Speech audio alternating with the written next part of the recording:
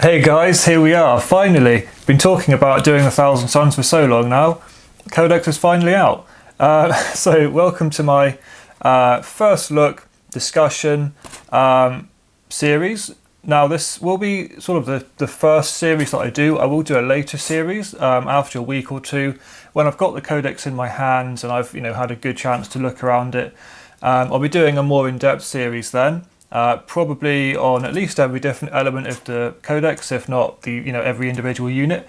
Once the real synergy of the army has evolved, once I've found maybe the more subtle ways of playing it. Right now, we're going to go through the army, and it's just going to be the kind of the surface level, maybe a bit more than surface level. Basically, the stuff that jumps out at me immediately, and at the first stuff that I'm looking at in terms of what's good on its own, and the most obvious things in terms of stratagems and abilities that you can do to buff those units. I'm going to split this up into probably section by section. So this will be the HQ section, and then there'll be other videos for troops, elites, heavy support, and individual rules, things that maybe take a bit more of time to discuss, like an entire the 18 psychic powers and that sort of thing. So for now, we are going to start with the characters, and we're going to start with Ahriman, the man, the big guy, the reason to play this army, and my personal favourite character. Some people might like Magnus if you're weird like that. My opinions on Magnus are that he's a loser and a traitor and a coward and a bum generally. So Ahriman is my go-to for this army, and he was a beast last edition. He's a beast this edition. He's even better. He was so good already for 150 points. He's now 160 points, and he's so good. He's, for 10 points too, the difference in this for 10 points is crazy. So he's got 6 wounds now and 5 attacks. This is actually pretty cool because the normal Exalted Sorcerer has 5 wounds. So Ahriman has got another wound, 6 wounds. That puts him, right up there with sort of Primaris level characters, which is really cool, I think. He still, of course, gets +1 to cast for the Brotherhood of Psychers rule. That's a generic rule now, Brotherhood of Psychers, +1 to cast and 5+ invuln. So he gets essentially what he had as the Archmagister, something like that last edition, +1 to cast. He still gets that +1 to cast, but now his Arch Sorcerer of Tzeentch rule is reroll failed psychic tests. This is incredible. This is something I always looked at Tigerius and was jealous about. That Ahriman got +1 psychic tests, and Tigerius got to reroll his tests. Now Ahriman gets to reroll his tests, and he has +1 to cast. It's brilliant. Being able to reroll your tests, and he gets to cast 3 per turn. So he's just such a mega. He's just the guy. He's the guy that stands here. I would have put a model there, but then he'd be hiding my face. But he's a guy that stands here and just goes brr, brr, brr, just blast everybody. 3 powers a turn. Of course, that can be 4 powers with a stratagem. We'll get to those sorts of things later. So re-rolling failed psychic tests at +1 to cast, 3 powers a turn. Incredible. Still got its 4+ invulnerable save. Still has the reroll 1's aura for being an Exalted Sorcerer. And the Black Staff. Now, I loved the Black Staff last edition. It was flat damage 3. It's +3 strength, AP -1, flat damage 3. I'm pretty sure that's the same as it was. I loved this last edition. It surprised people that he was just smacking you with this 3 damage stick. And it was AP -1, which, it, for me was, if anything, kind of a good thing. It was a blessing because it meant that you didn't care who he was in combat with. Whether it was an Orc with a 6+ armor save or, Guilliman with a 2+ armor save. The fact that it was -1 AP, you were never worrying over taking somebody's invulnerable save away or going, oh, they've got a good invulnerable save, so my attacks with AP -3 are wasted. Didn't matter if they had a 3+ invulnerable save or 4+ invulnerable save. You were only -1 AP, so whether it's that Gravis Captain with a 4+ invulnerable save or Guilliman with his 3+ invulnerable save, didn't matter. You just focused on the flat damage 3 and bam. You just hope for those failed 3+ saves or whatever it might be. Brilliant. He's still got it, and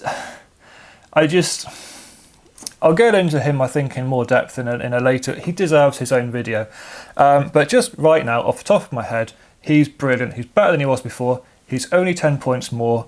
I will talk a bit more later in a minute when we get to stratagems, but for now, because there's multiple stratagems, and bits of war gear and things. I think I'm going to just go for the rest of the unit entries before I start getting off track with those sorts of things. So we'll put Ahriman aside for now. The Exalted Sorcerer, 5 wounds and 5 attacks with a 2+ weapon skill BS type profile. Pretty good. I think it's the same as last time. Might have gone up a wound, I suppose, so great from a 4 wound character to a 5 wound character. I think, I could be wrong, but I think that's how it is. Because even in 8th edition, regular sorcerers have got 4... No, in fact, no, you know what? I've just realised this. They haven't given the +1 wound to things that already have more than 1 wound, because the Sorcerer, which had 4 wounds in 8th edition, still only has 4 wounds. And I believe that this guy always had 5 wounds. So that's disappointing, actually, right off the bat. Marines went up to 2 wounds, Terminators went up to 3 wounds, but it looks like characters all just stayed at their regular wounds. I kind of expected Sorcerers to go from 4 to 5 and Exalted Sorcerers to go from 5 to 6 like Ahriman did, but they didn't. That's actually something I didn't even know when I was preparing this video. I just realised it on the spot now. That's disappointing. You know, still Sorcerers are still just 4 wound characters, and these are the same with 5 wounds. So that's actually disappointing. That's a shame. It's weird too, because I'm sure that the Death Guard characters, like the Death Guard Chaos Lord, I'm sure that he got his extra wound on his profile. I could be wrong. Anyway, 4+ invulnerable save still, that's good. Reroll 1 Zora, that's good. But something new that only the Exalted Sorcerer can take, actually. I checked for the Sorcerers, they don't seem to have it. You can now have a Kopesh, which is 5 points, and it's +1 strength, AP -3, damage 2. So essentially a mastercrafted power sword. This is really cool, I think. I've never been a huge fan of the staff, just, you know, D3 damage, -1 AP. I like it on Ahriman, because even at -1 AP you're getting that 3 damage, but on a regular sorcerer, you know, -1 AP, D3 damage, wasn't really a big fan of it. So now I will probably most of the time give these guys the Kopesh, because that's 5 attacks, weapon skill 2, strength 5, AP -3, damage 2. Really good for chopping up Marines. Really, really good. And it can actually get pretty beastly. I'm not going to go into it today, but there are some things you can do to really, really make a brute out of an Exalted Sorcerer, you know, almost Demon Prince level. It's crazy. Not going to get to it today, but we'll go into it another time. Now, there's a few things to keep in mind. They have these sort of Legion Command now, I think they call it, where you can pay points to upgrade characters, and you have 3 choices for the Exalted Sorcerer. You can pay +25 points, and he is able to cast an extra power per turn, which is really awesome. He already casts 2 per turn. This allows you to cast 3 per turn, you know, without spending a CP, essentially. So he's almost like Ahriman, just for paying his 25 points. And again, you do have a stratagem that allows you to cast another spell, so you could have a non-Ahriman character casting 4 powers a turn. I think this is incredible. This is really good. You can pay +15 points, and he gets an extra wound and attack. So he would go up to 6 wounds and 6 attacks, which is good, but I think that's what he should be anyway, because he should have just gained his extra wound and attack from the buff that Marines are getting. So I was pumped about that before I started filming this video, then I realised that, and now it seems kind of like something he should have anyway. But that's, you know, that's alright. You know, +1 wound and attack, it's great. 6 wounds and 6 attacks. You know, that's pretty good, especially again with the Kopesh. It's pretty good, it's alright. And then 35 points, so it's the big one, 35 points. He can take an extra relic. Now, when I was reading through this, I wasn't exactly sure whether that meant he was just allowed to take another relic and you're sort of paying 35 points for the privilege, or whether you were sort of paying 35 points for the extra relic instead of spending the command point for the extra relic. I don't think that's the case. I think that you're just paying the 35 points for the privilege of having a second relic on one character, which is awesome. That's incredible. So even if you are paying the 35 points and the extra CP, I think that's pretty much worth it. There are some really great relics. I have a few noted down, not all of them, I'm not going to go through all of them in this video, but I have a few sort of key ones that really jumped out at me that I think, you know, I would call sort of, you know, auto takes that are going to really stack with these characters nicely. I'll get to them in a minute. But that's really cool. He's 100 points, don't think I said that. So, you know, not too expensive. I think he's about the same as he was.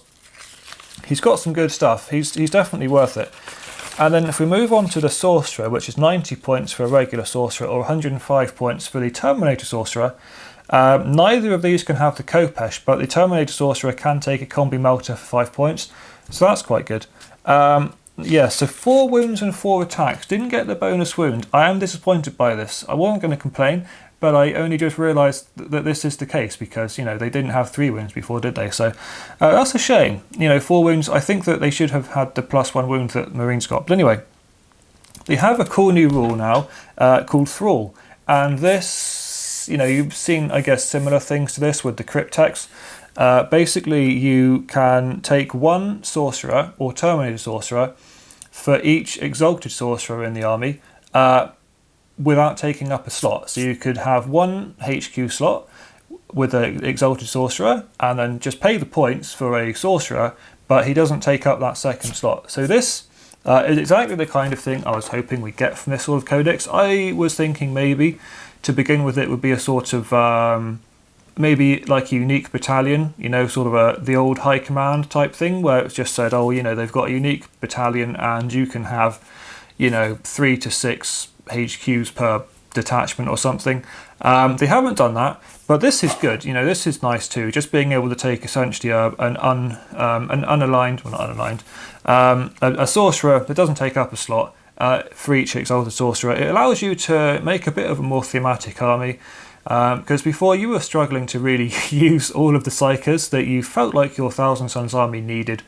Now you're pretty much set. You know, you can have you know, 3 HQs for a battalion. So you could have, I would probably take a Demon Prince personally, but if you had, you know, 3 Exalted Sorcerers or Ahriman and 2 Exalted Sorcerers, you could then have another 3 Sorcerers and have, you know, 6 essentially leading your battalion, as long as you want to dedicate that many points to them. I don't know if you'd want to. I have to experiment to see how worth it is. But whether it's worth it or not competitively, it's still you know, narratively really cool. You can properly have a cable of guys, and seeing as you now generate cable points, which will be something I'll get to in another video, the cabal points.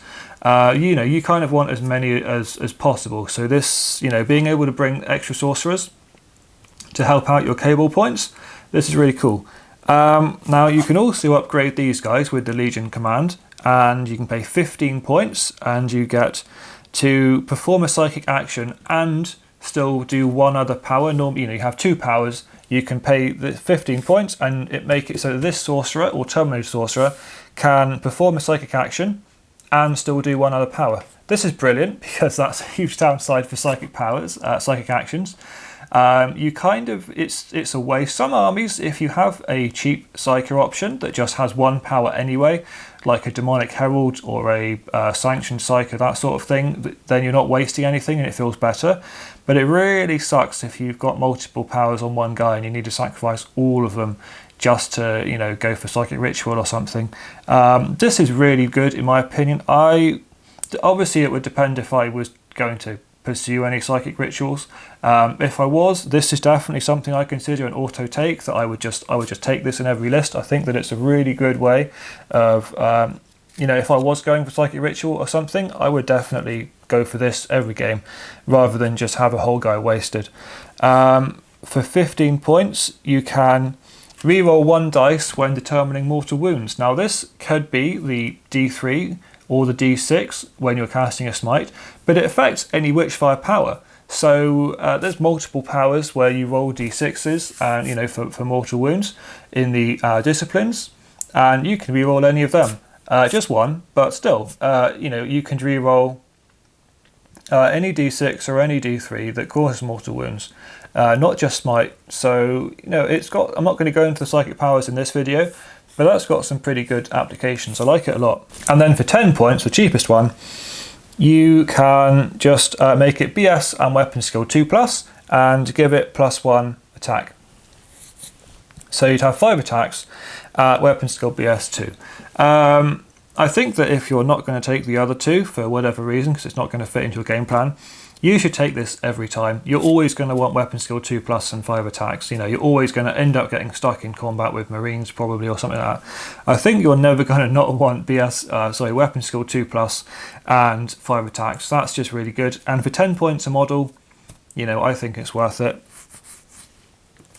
Not quite as worth it as an Exalted Sorcerer, because they of course get the 4+ invulnerable save and the reroll ones to hit aura for that extra 10 points, so they are getting more for their 10 points from 90 to 100, but it's still good and I think it's still worth it. Then the Demon Prince. Now, last edition, the Demon Prince was one of the most powerful elements in my Thousand Suns army. I think a lot of people's Thousand Suns armies. They were really good for two main reasons. They have a 4+ invulnerable save compared to the regular 5+, and they can cast 2 powers a turn, which would mean that you could cast something like Warp Time and Diabolic Strength, or Temporal Manipulation and Warp Time, that sort of thing. That's still the case now. You still get 2 powers and you still get your 4+ invulnerable save, which is brilliant. They were the two main things I was banking on. Of course, it's received the general buffs that all other Demon Princes have. Now being strength, well, his stats are the same basically. He's just got 5 attacks instead of 4. But the main point is you can take a sword now, which has been buffed. You've already seen it from the Death Guard Codex. It is now +1 strength, AP -3, damage 3, making him strength 8, AP -3, damage 3. You would never take the axe. I don't know why anybody would take the axe. It's +2 strength, so he's strength 9, but only AP -2, damage 3, and I think -1 to hit 2. But there's just no reason to be damage 9 and sacrifice the point of AP. You know, the sword is good enough. You know, strength 8, AP -3, damage 3. It's brilliant. It's perfect. He also has his reroll 1s aura, which is great. Personally, I was a fan of using mine actually to hang back with the Dreadnoughts. So I would take a Demon Prince and I would hang him back with a bunch of Dreadnoughts, Hellbrutes, whatever, and I would give him Temporal Manipulation and Weaver of Fates or something like that. And he would just sort of, you know, maybe heal them up, put some wounds back on the Dreadnoughts as they took them, make one a bit more survivable with the invulnerable save or -1 to hit maybe. You can still do that. You know, he's got his reroll 1s aura of core, so Dreadnoughts are still core, so he's still solid in that role. Or he can just bust up the front, you know, whatever you want to do with him. There are a couple builds. I'm not going to get into it today, but the Hourglass of Manat still exists. So you can still give him that and have a Demon Prince that just gets up again with D3 wounds as soon as he's killed, which is brilliant. He's pretty simple. He's 150 points with the sword, or 185 points with wings. I actually often run Demon Princes without wings because now that they're, you know, they buff things with their reroll 1s aura, I often don't just blast them out there as much as I used to. So I don't think wings are that important, to be honest, but they're definitely good for getting charge advantages. You can jump over units and that sort of thing. So you know, maybe if you want to spend those extra 35 points, but I get, you know, fine results without doing that. Then the new character, the Infernal Master, he's 90 points. He gets 1 power and 1 deny, but he knows 2 pacts and can cast 1. And he's essentially a Dark Apostle. He gets to just roll a dice, and on a 3+, the pact is successful. They're really good. I was surprised that they made a new character that was actually useful, because I doubt anybody here has watched my Death Guard videos, but if they have, you'll know I had a lot to say about the Lord of Virulence. I think the new Terminator character they brought out, I thought he was rubbish. I still think he's rubbish now. I don't even own one. You know, it was a waste of time for me, that character. But this guy is actually really good. He's 90 points, which is, you know, fairly decent. He's, you know, competing with other choices like Sorcerers. I think you could slot him in easily enough. And he's got some really, really useful abilities, which I will go through now, because they're integral to him. So he has a choice of 6, you know 2, you can cast 1 per turn on a 3+. And he has the Bladed Maelstrom, which is a 30-inch range. If a unit has 6 or more models, it takes 1 mortal wound, and in either case, it suffers -2 from its advance and charge rolls. So it's the kind of thing that you're going to cast on units of orcs Tyrannids. The mortal wound, you know, is negligible, doesn't really matter at all. But the point is they're going to be -2 to advance and charge, or even maybe space range if they're running at you with their assault intercessors. It's a good defensive one, although it's not one that I'd take personally. Then you've got Fires of the Abyss, which is 15 inches, and it just causes D3 mortal wounds. So it's basically smite. You know, I don't really feel like I need more mortal wound spam in this army, and I think it's definitely, you know, it's okay, but it's a bit lackluster really. I don't think anybody's taking this guy to just put another smite out there. Basically, I don't think that's why you're really taking this guy. Capering Imps is a pretty good one. It's 24 inches. It's one that was previewed already. If you put it on a unit, that enemy unit doesn't have the benefit of light cover, so don't get the +1 save. And they also can't overwatch or set to defend, which, you know, set to defend. I'm yet to come across set to defend in game, to be honest with you. I don't think I've ever had somebody set to defend against me or done it against anybody else. But not overwatching is definitely pretty good. Not overwatching is, you know, it's the fact that it's a 24-inch range. Normally, most of the time, taking away somebody's overwatch tends to be quite a close thing, situational thing, whether it's the unit itself that's charging that unit or maybe a 3-inch aura. The fact that this is a 24-inch range where you can just choose somebody 24 inches away, that's really good for me. I think that's pretty, you know, that's going to be useful to you. Maybe not all the time, but if you're playing that kind of army where you're wanting to charge them and you just know they've got nasty stuff, you know, I think it's going to help you. It's pretty good. Then we've got Diabolic Savant. You get 1 extra Cabal point, which is nice because I think they're going to be a big deal. I will do a separate video on them. I think they're going to be a big deal now.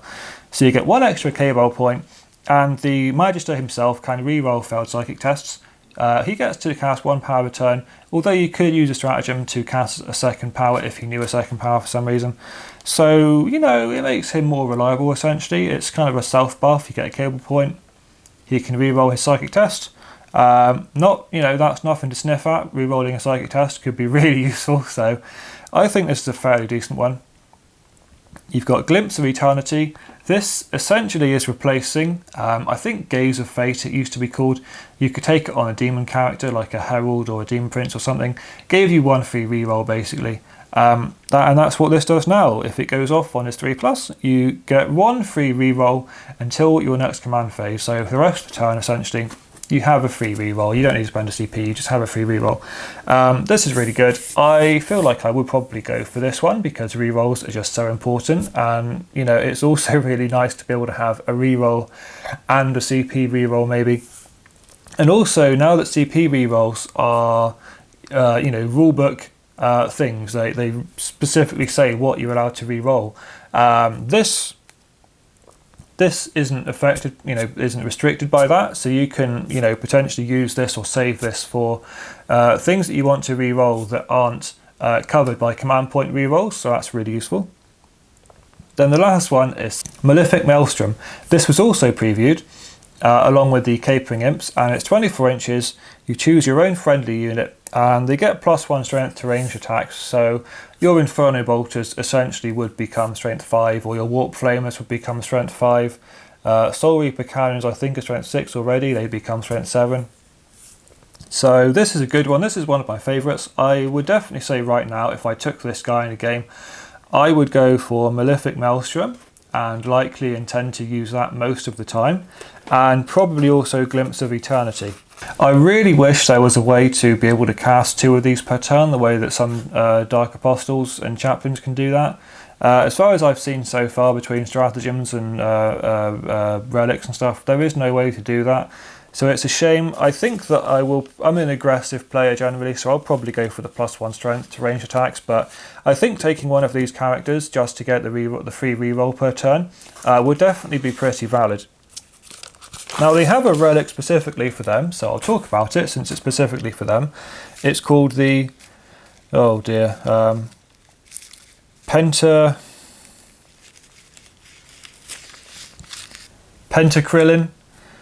Pentakrillin armor. It allows them to know 1 extra pack, so they'd know 3 packs. I am disappointed by this. I don't think there's any reason. you would need to know 3 packs. I think that it would have been much more useful to just let you cast a second pack personally.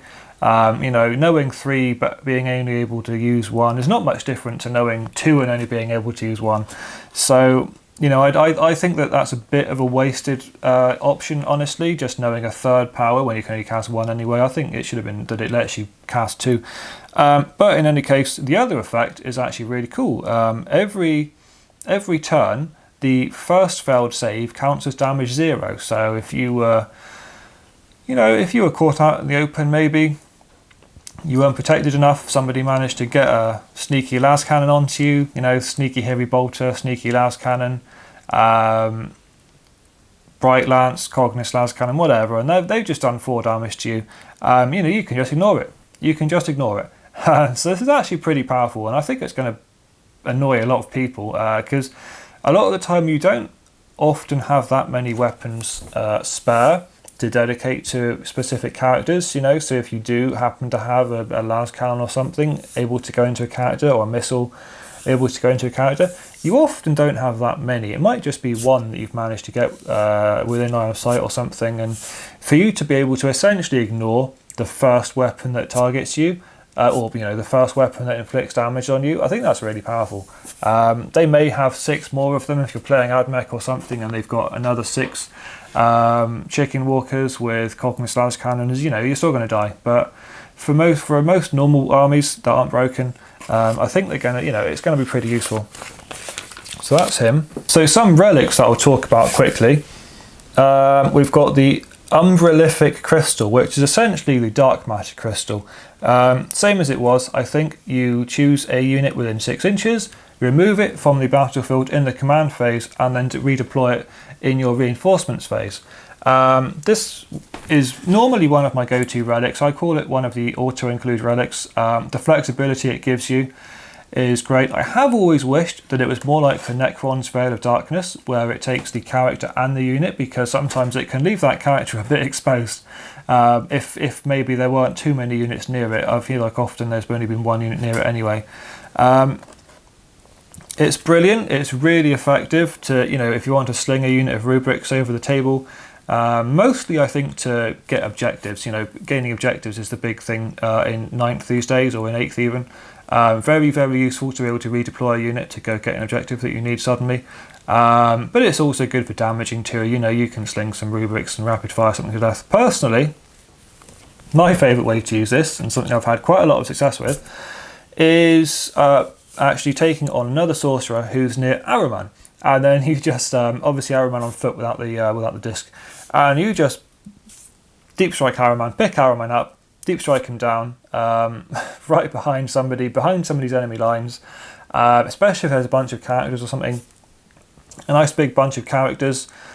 He can just, you know, pop out of nowhere and absolutely mess people up, smite them, witchfire power them. He can cast 3 to 4 powers per turn, you know. Buff himself up a bit, maybe charge in with that flat 3 damage staff.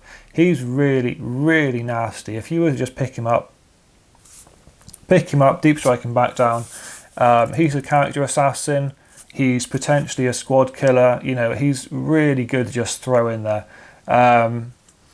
And, you know, if you need it, you've got his Warlord trait, which is a once per game thing now. I will get into that later because I'm a bit disappointed by that, but we'll get to that when we get to it. Still though, he does have it, and if that's the turn that you need it, then that's the turn that you need it.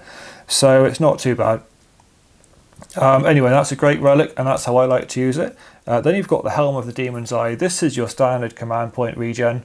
It's not the most exciting thing, but I think that being able to command point regen is always useful, especially for this kind of army that's just so tricksy. You're going to want so many CPs for this army, so when your enemy spends when your enemy uses a stratagem, you can roll a dice, and on a 5+, you get 1 CP. It's classic, lots of people have it, and it's never not useful.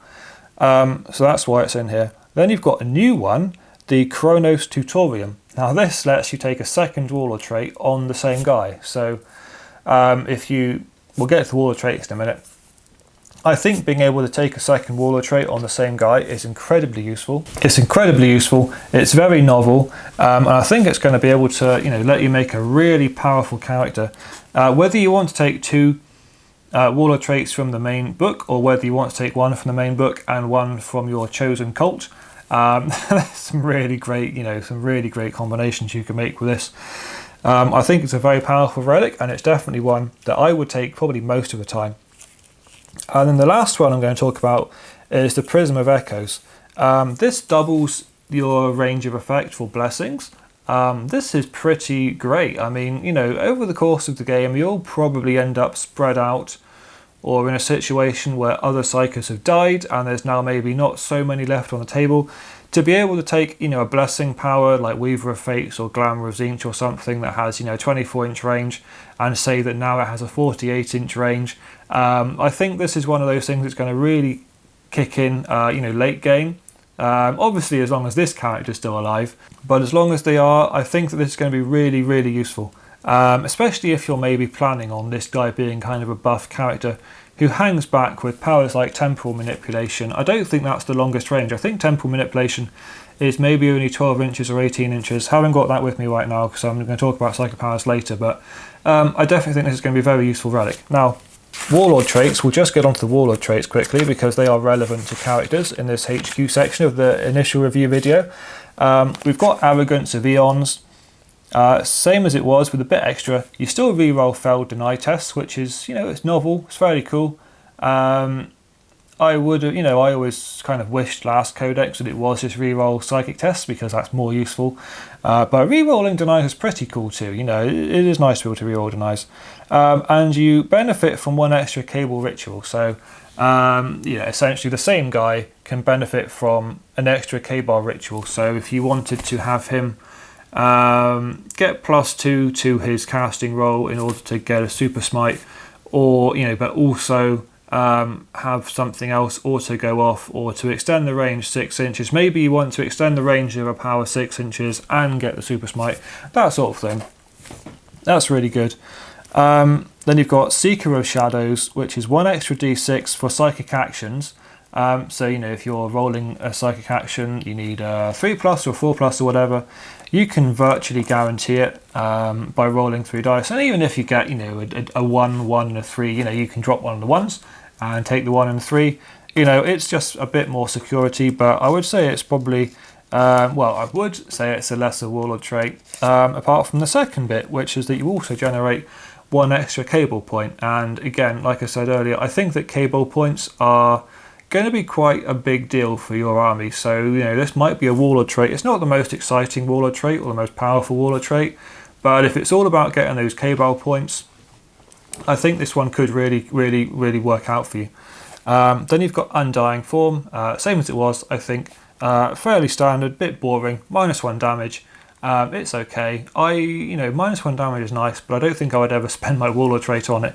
Although it might be one you choose to take, as your second Warlord trait with the relic that I talked about just now.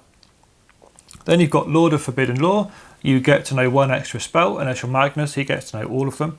But for most people, if you take this, you know 1 extra spell. That's nice. I normally struggle to choose which spells that I want. And especially, if I wanted maybe really to load out a Witchfire power character and just have the absolute choice of Witchfire powers to blast people with, it's nice to be able to have 1 extra one. Or maybe you want all the buffs, or maybe you want a mix of buffs and assault of aggressive characters. It depends, but it's definitely always useful to do, especially because you have the stratagem that allows you to cast an extra power. So normally, knowing an extra power, it's not amazing because you still have to choose. You can't cast both of them. But with this, knowing an extra power, you can also cast an extra power. So it's really useful, and a lot more useful than just knowing an extra power can be for other armies, because being able to cast 1 extra means you can really make use of it. Otherworldly Prescience. Now this one is disappointing. This is similar to what it used to be. It used to be +1 in Von Save. It's now 3+ in Von Save, but 1 use only, for 1 turn only. So whereas before you could put it on the Demon Prince of Tzeentch and have a Demon Prince of Tzeentch with a 3+ invulnerable save, and of course likely the Hourglass of Manat, maybe even Temporal Manipulation. Really hard to kill Demon Prince, 3+ invulnerable save every turn, horrible. Or of course Ahriman, that's what I would do normally on Ahriman, 3+ invulnerable save all the time, brilliant. Once per game. This is really sad. However, as I'll, we'll see as I talk about the rest of the army, I suppose. They have cracked down on invulnerable saves, generally speaking, across the army. They've really cracked down on invulnerable saves compared to what it used to be like in 8th edition. So, it's disappointing, but I suppose this is a conscious choice to remove, 3+ armor saves, which I wouldn't mind if they weren't giving out 2+ invulnerable saves to everybody else.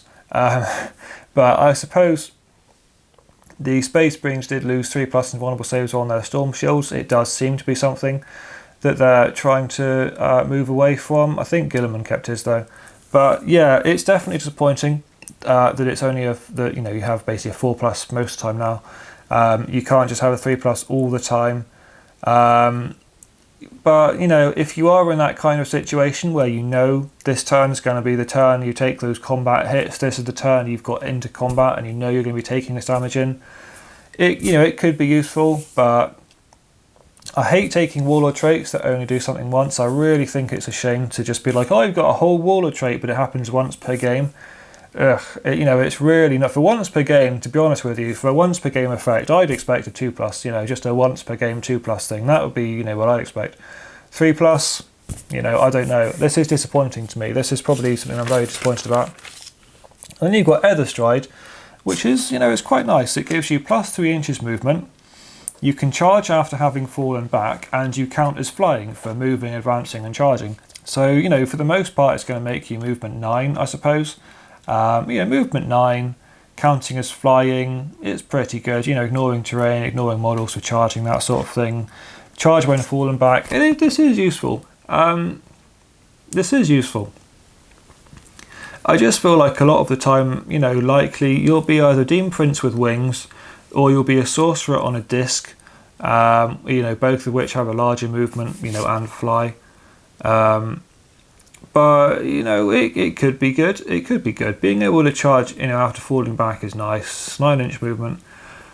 I could see this, but I don't think I'd take it on its own. Maybe if it was a second Warlord trait. But I'm not sure about this personally. For me, but that's for me. Then lastly, I'm going to go through a few stratagems. Not all the stratagems. A few stratagems that are based on characters, and I will talk about them in reference to these characters that we've just gone through. So first up, and most obviously, the one that I've mentioned a few times already, the Great Sorcerer. You can manifest 1 extra psychic power. This is brilliant. I was hoping it would stay. It was one of the things that I used fairly often last edition, and I was definitely really hoping it was going to stay this edition. It's incredibly useful. You can get 3 powers off a normal guy, 4 powers off Ahriman. It's absolutely brilliant, and it's really clutch too, because you may have situations where you just fail to kill somebody and you really need to get another power off to finish them off. Or maybe you're in a situation now where you'd like to get a bunch of Warp Flame, Witchfire powers off, but you also want to maybe get the +1 attack and +2 strength type power off to buff yourself a little bit, whatever it might be. Warped Regeneration. Now this is kind of something from the old what was it called, Ritual of the Damned book, but renamed. Essentially, if you cast a psychic power with a 9+, you can spend a CP and gain D3 wounds, either on on the unit that cast it, or I think another unit nearby. But for me, it's something I'd use to mainly heal my own characters, whether that's Ahriman or a Demon Prince or something like that. I used to like the idea, you have a Demon Prince, you have the Hourglass of Manat, he dies, comes back to life with D3 wounds. You cast Temporal Manipulation, get D3 wounds, that's a 9+ in itself, so you get another D3 wounds, and in one turn you're back to life with 3 D3 wounds. That's the kind of thing I like, and you can still do it, so that's a good one. Then you've got Unholy. Now I didn't know what the heck this was when I read this. Unholy Sorceress, I think. You can swap 1 power in the psychic phase. This is basically Chaos Spell Familiar. I think it's just called Spell Familiar. I don't know why it's called Unholy Sorceress now, but that's what it does. You can swap a power. This is really useful too. Absolutely brilliant. Absolutely brilliant. Whether you just need a certain power in a clutch situation, you don't have the power you need to swap it out, and it's completely on the fly. Or it's a cunning trick all along, and you go, oh, I don't have Twist of Fate. I can't take off somebody's invulnerable saves. Bam! Haha! You can. and they forget you have this and you can use it, and now they've let you get too close and you've swapped out something and taken away their invulnerable save with Twist of Fate, or whatever it's called now, Death X. So that's a really good one, always useful, really comes in handy. I think I have used this one fairly often myself. It's just one of those powers that really helps you out in a lot of situations. Then you've got Metaphysical Focus. You can cast one power after a psychic action. This is brilliant. Again, there was an upgrade you could give Sorcerer to do this, but this is for anybody. If you're stuck and you haven't got a Sorcerer to waste, you've got Exalted Sorcerer, Ahriman, and Demon Prince, and you don't have that upgrade on these characters, you can still spend a CP and cast a regular power after a psychic action. This is great. This is epic. I think it's really useful.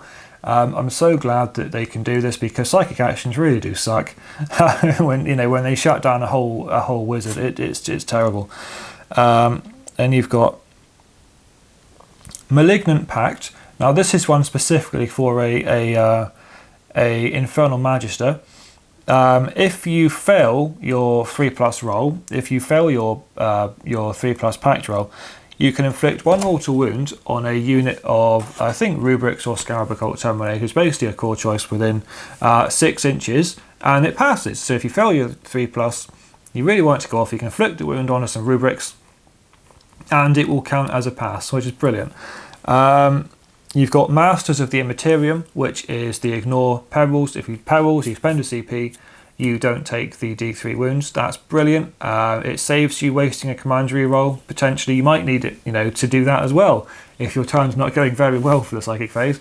But generally speaking, it means you don't need to waste your CP reroll for that phase to ignore perils, because obviously you would rather keep that to re-roll a failed spell or something like that. So that's a really good one. That's also from Ritual of the Damned, and I'm glad they kept it. You've got Sorcerous Might. This is a new one. You wouldn't use it on Ahriman, because what it does is it affects a sorcerer with a staff, and it changes the damage characteristic from D3 to D3+1. So you have minimum damage 2 and maximum damage 4. This, I think, it seems like a lesser, you might not use it that much, but I think if you're stuck in combat with a bunch of Space Marines, this is going to be really good for you, just flat damage 2. If you're stuck in that kind of situation, I could see this working pretty well, especially with some of the builds that you can have, which I'll get to in later videos. But there's a build, you can make an Exalted Sorcerer, +1 strength, toughness, and +2 attacks, and +1 wound. So he would have 7 attacks at strength 8 with a staff, AP -1, damage, D3+1. So pretty beefy, but we'll get to that sort of thing in a different video. You've got High Acolytes, which is the one where you can just allocate extra Warlord Traits. It's the standard one that a lot of Codex have now. Once in a normal game, 2 in a Strike Force game, 3 times in a larger game, that sort of thing. Extra Warlord Traits, brilliant. Sorcerous Arcana, same thing. Extra Warlord Traits, extra relics, always going to use it. And you've got Implacable Guardians, Implacable Guardians.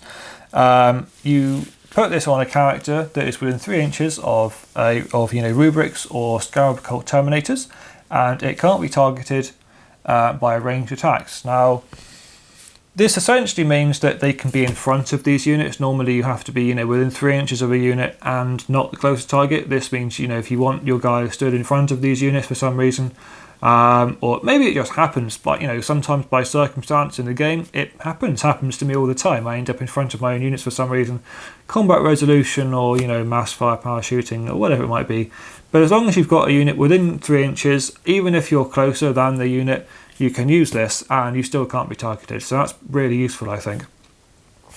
You've got Inescapable Forewarning, which is your reserves counter. If anybody enters from reserves, your enemy reinforcements, within 18 inches of a sorcerer, of any psychic character, you can choose a core unit to shoot that unit. You can choose a core unit to shoot that unit, as long as the unit that arrived is also within 18 inches of that core unit. So you couldn't have a unit arrive from reinforcements within 18 inches of the psyker, but then the unit you want to shoot at them is 30 inches away, that also has to be within 18 inches to be able to shoot the unit. But this is it's pretty nice. It's good. It's 2 CP. It's fairly standard, I think. Then the last one I've written down is actually an instant favourite. I think it's really nice. It's 1 CP. It's called Malefic Scrolls, and you can use it basically on anybody. And it just makes your smite 3 mortal wounds, whether it's a D3 smite or the D6 smite. You can just play this 1 CP, and that's 3 mortal wounds. I think this is going to be horrific. I think people are going to use this all the time. Every time they get a smite off, they're just going to just throw a CP at this and say, yeah, that's 3 mortal wounds there. That's 3 mortal wounds there. Obviously once per turn, but still, every turn, 3 mortal wounds, 3 mortal wounds. That's going to add up over the game, and I think that's really useful. I can definitely see this being the kind of new annoying stratagem that people use all the time, just to get 3 mortal wounds guaranteed. Really, really cool. Now, this has been a long video already. It's going to be the first of several. This is a long video already. I think a lot longer than I wanted it to be, but being Thousand Suns, HQs have probably got a lot more to say for them than many of the other unit sections in the book, because it's all about the HQs in this army. And I've really only scratched the surface of these HQs, to be honest with you, because again, this is a first look sort of thing. And so I'll have to do several more videos, likely just on expanding this sort of thing that I just talked about into greater detail, into other abilities that I haven't touched on yet, the Cabal powers and the psychic powers and all these sorts of things. But for now, I think this is more than long enough. I'm losing my voice and getting a bit of a sore throat. So if you did watch this far into the video, thank you. I hope that it was enjoyable. I hope that you've got maybe different insights. I'll do troops or something next, probably in the other next videos. But anyway, yeah, if you've watched this far into the video, thank you. I'd be surprised if anybody has. This is a long video, I think. But thank you. And I hope I will see you for part 2 of this review series, discussion series, and then we'll get to the heavy stuff a bit later on, I think. So thank you, and goodbye.